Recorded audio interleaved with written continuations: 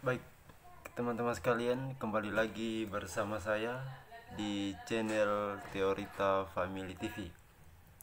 Di video kali ini kita akan bersama-sama mengenal apa tugas-tugas Miss Dinar di dalam gereja Katolik ketika dalam perayaan Ekaristi atau pada saat perayaan Kudus.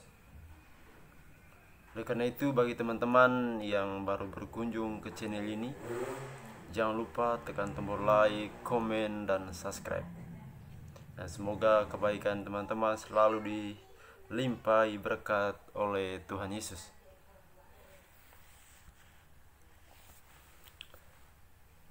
Putra altar dan putri sakristi Katolik. Ya, kalau kita lihat di dalam gambar ini adalah 4 orang putra altar yang selalu setia melayani tugas. Aku bersama teman membangun persahabatan dalam pelayanan. Kita akan bersama-sama mengenal seperti apa tugas Miss Dinar dan apa itu Miss Dinar.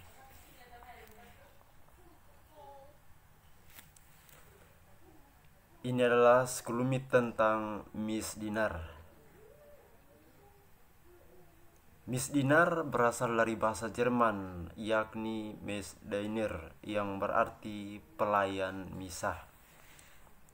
Miss Dinar adalah sekelompok orang, pria dan wanita, yang merelakan dirinya untuk melayani imam yang sedang memimpin perayaan Ekaristi. Miss Dinar adalah pelayan misa. Ya teman-teman sekalian, Miss Dinar adalah pelayan misa.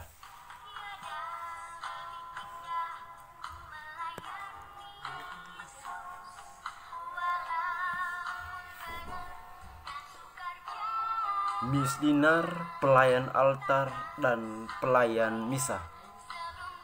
Seperti apa pelayan altar dan pelayan misa?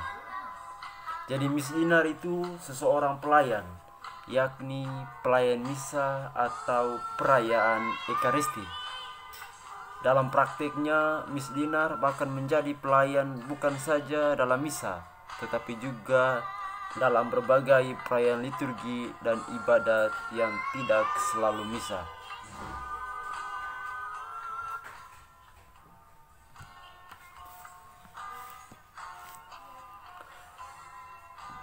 Miss Dinar bisa dikatakan dengan pelayan gereja dan pelayan Tuhan. Sebagaimana saya singgung di atas tadi, menjadi Miss Dinar berarti menjadi anak-anak yang melayani altar. Dalam simbolik liturgi gereja Katolik, altar itu melambangkan Tuhan Yesus Kristus yang hadir. Pada saat misa kudus, Yesus Kristus hadir secara istimewa di atas altar dalam rupa roti dan anggur, dan yang kita terima dalam komuni suci. Maka ketika menjadi Miss Dinar atau putra putri altar, sama saja kita menjadi pelayan Yesus, tepatnya menjadi pelayan Tuhan. Tunggu-tunggu bagi teman-teman yang saat ini menjadi Miss Dinar, Anda beruntung. Anda dipanggil khusus oleh Tuhan Yesus untuk menjadi pelayannya.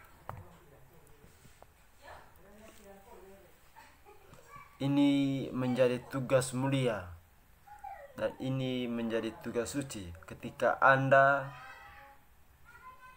dipercayakan untuk menjadi Miss Dinar, atau lebih tepat lagi menjadi pelayan Tuhan. Dan Anda bersyukur ketika Anda dipanggil untuk menjadi Miss Dinar.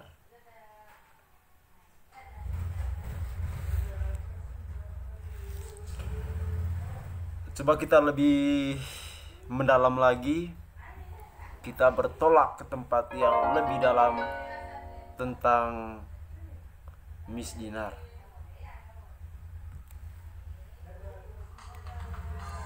Spiritualitas pelayan Miss Dinar. Seperti apa spiritualitasnya? Sebagai seorang pelaya, sebagai seorang Miss Dinar harus sadar bahwa dirinya adalah seorang pelayan. Pelayan dalam pengertian ajaran gereja ialah orang yang melayani Tuhan dan umatnya, atau seorang hamba Tuhan yang hidupnya diabadikan seluruh bagi sabda dan karyanya di tengah umat. Ada kata kunci di sini, yaitu menjadi seorang pelayan atau seorang hamba Tuhan.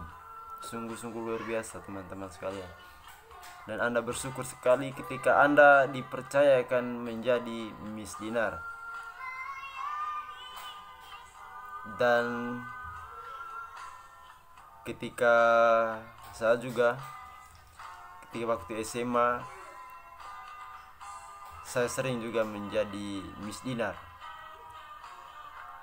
Berbagai dalam perayaan liturgi, pada saat misa hari Minggu, perayaan Natal, perayaan Paskah, dan sebagainya, saya selalu ditunjuk untuk menjadi Miss Dinar atau menjadi pelayan Tuhan.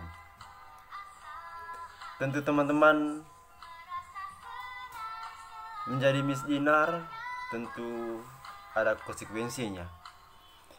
Konsekuensinya, kalau disebut Miss Dinar, mereka adalah pelayan Tuhan yang hidup mesti sesuai dengan sabda Tuhan Yesus sendiri. Dan sakramen yang kita rayakan itu berarti seseorang Miss Dinar itu harus rajin membaca kitab suci, suka mengikuti misa kudus entah sedang bertugas atau tidak, mengakui dosa dan dalam penerimaan sakramen tobat, dan pada saatnya mereka menerima krisma. Ya teman-teman, ini adalah konsekuensi ketika Anda dipanggil untuk menjadi seorang Miss Dinar di dalam gereja Katolik. Ketika Anda menjadi Miss Dinar, pertama-tama Anda yang lakukan, seorang Miss Dinar itu harus rajin membaca kitab suci. Kitab suci menjadi buku pegangan di dalam hidupnya. Rajin mengikuti misa kudus, baik pada saat tugas maupun pada saat tidak tugas. Rajin mengakui dosa dalam sakramen tobat. Ya, ini adalah tujuan dari semua ini cuma satu, yaitu supaya kita dikuduskan bersama Tuhan. Jangan pernah mengatakan saya adalah seorang Miss Dinar kalau Anda tidak pernah membaca kitab suci, tidak pernah mengaku dosa dalam sakramen tobat, dan tidak pernah melakukan hal-hal yang baik.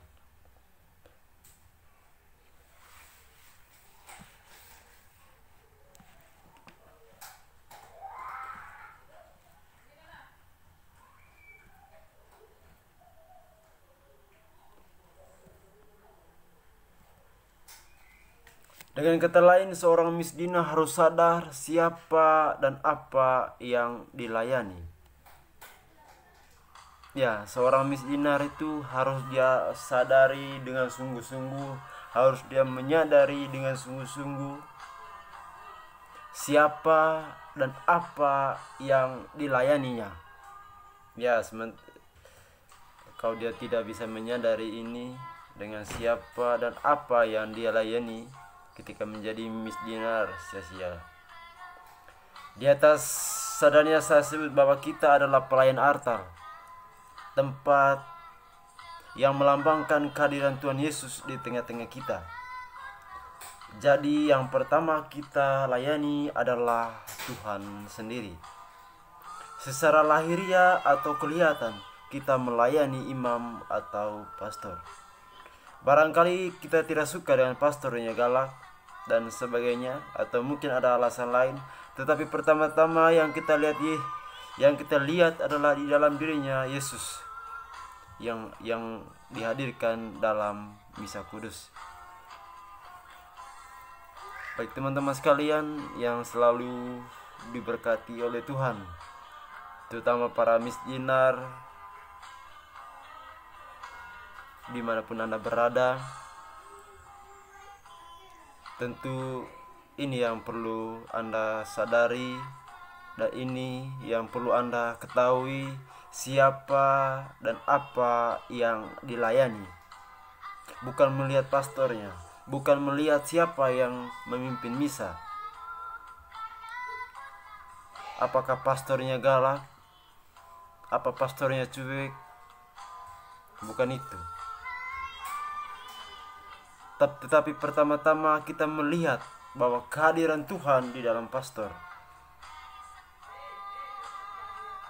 Entah mau dan tidak mau, kita harus melayani Tuhan. Oleh karena itu, hilangkan rasa keegoisan kita, hilangkan rasa sakit hati kita. Mungkin kita sakit hati dengan pastornya, mungkin kita kecewa dengan pastornya yang memimpin misa. Tetapi teman-teman sekalian misdinar, perlu diketahui bahwa ingat siapa dan apa yang kalian layani. Yang kalian layani adalah Tuhan Yesus melalui pastor yang sedang memimpin misa atau romo yang sedang memimpin misa.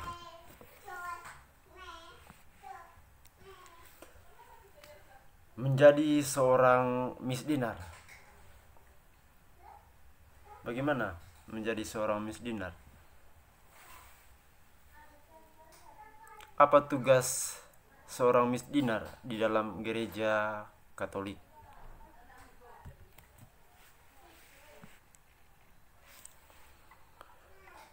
Setiap orang, baik remaja, orang muda, ataupun orang tua, berhak menjadi seorang misdinar, asalkan sudah mengikuti pelatihan dan pelantikan. Jadi tidak semua orang bisa menjadi misdinar begitu saja. Ya teman-teman sekalian, bagaimana menjadi seorang misdinar? Semua orang bisa menjadi misdinar, asalkan tahu bagaimana menjadi seorang misdinar. Asalkan teman-teman sekalian sudah mengikuti pelatihan. Tentu menjadi misdinar adalah yang pertama sudah dibaptis di dalam gereja Katolik.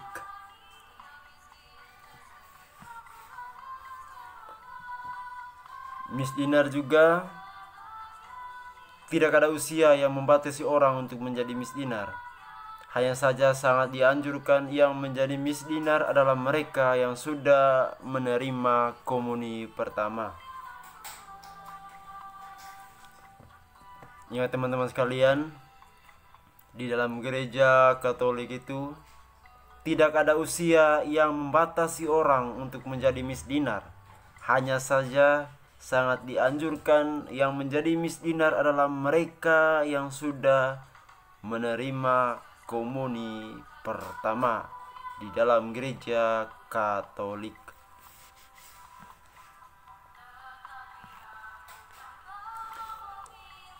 Apa tugas misdinar? Mungkin teman-teman misdinar yang saat ini sedang menonton video saya sudah tahu ya tugas seorang misdinar. Tetapi bagi yang belum tahu, simak terus video ini dan jangan di skip agar tidak gagal paham tentang tugas misdinar di dalam gereja Katolik. Sebagaimana definisi di atas, maka tugas seorang misdinar adalah pertama-tama dan utama adalah melayani imam di altar yang sedang merayakan Ekaristi. Misalnya membawa salib, buku bahan persembahan, lavabo dan kain, turibulum dan sebagainya. Inilah tugas-tugas seorang misdinar ketika merayakan Ekaristi Kudus di dalam gereja Katolik.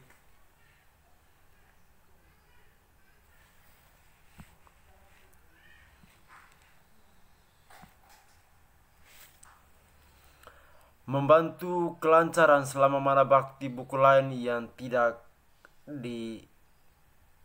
ada di altar. Baik tugas misdinar harus pastikan bahwa semua perlengkapan liturgi di atas altar itu harus sudah standby, harus sudah lengkap. Jika ada yang kurang, silakan dicari untuk melengkapi semua itu agar perayaan Ekaristi Kudus berjalan dengan baik. Nah, ini yang perlu diperhatikan oleh para misdinar. Perhatikan apa-apa yang perlu dipersiapkan agar semua perayaan kudus itu semuanya berjalan dengan lancar. Dan ini yang ketiga ya. Sebenarnya ini juga menjadi tugas misdinar juga, memperhatikan kebersihan gereja. Tetapi sebagian gereja sekarang sudah ada tugas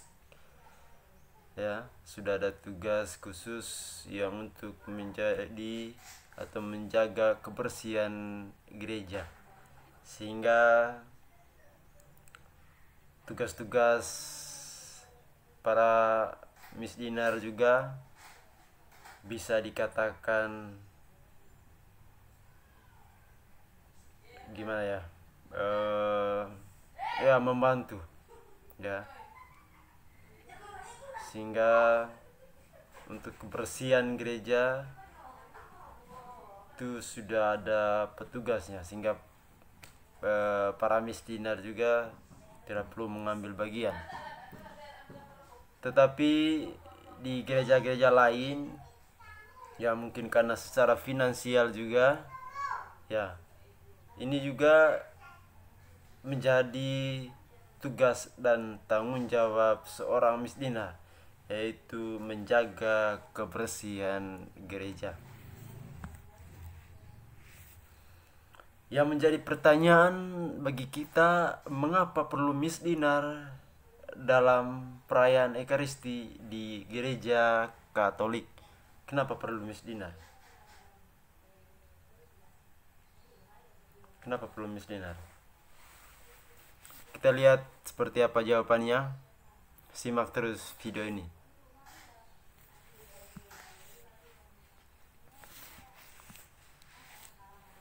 Tentunya supaya imam tidak repot dalam memimpin misa. Bayangkan saja teman-teman sekalian, ketika buku tata perayaan Ekaristi lupa disiapkan di atas altar, masa imam yang sudah berada di atas harus kembali lagi ke sakristi untuk mengambilnya, kemudian kembali altar dan melanjutkan untuk memimpin misa. Ya, saya bayangkan saja teman-teman, ketika imam sendiri dalam perayaan kudus tanpa ada bantuan dari misdinar. Tetapi tentu juga lihat dengan situasi. Kalau misdinar memang tidak ada, biasanya para imam sudah mempersiapkan itu lebih awal di dalam perayaan Ekaristi. Apa yang mereka siapkan itu, yang perlu dipersiapkan, mereka sudah atensi. Tapi perlu kita ketahui bahwa kehadiran misdinar di dalam gereja Katolik, terutama ketika perayaan Ekaristi itu sangat-sangat membantu para imam.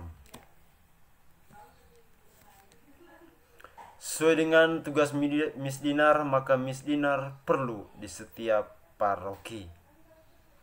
Ya teman-teman sekalian, di dalam gereja Katolik, bahkan setiap paroki, setiap tingkat stasi atau sejenisnya, misdinar ini sudah ada, bahkan sudah dibentuk ya. Sesuai dengan tugas misdinar, maka misdinar perlu setiap paroki.